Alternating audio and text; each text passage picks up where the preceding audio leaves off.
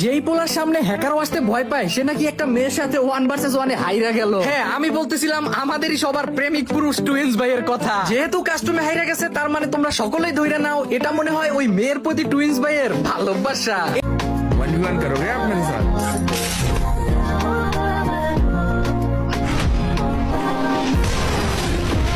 अरे ये देखो,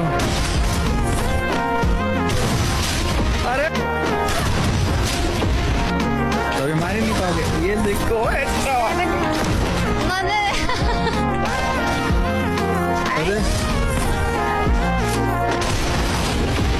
ओए गुरगुर, हजूर इधर आ जाओ। मारना मत आप, ठीक है? नहीं मारूंगी, मैं जी दिखाते हैं। हाँ देखो, ठीक है? हाँ दिखाओ। हाँ तो क्या, अच्छा बैठना है, चलो बैठ गया। मैं जी दिखाती हूँ। हाँ चीटिंग गाइस, धोखा। मैं जा रहा हूँ दोस्तों, मैं ऑफलाइन जा रहा हूँ।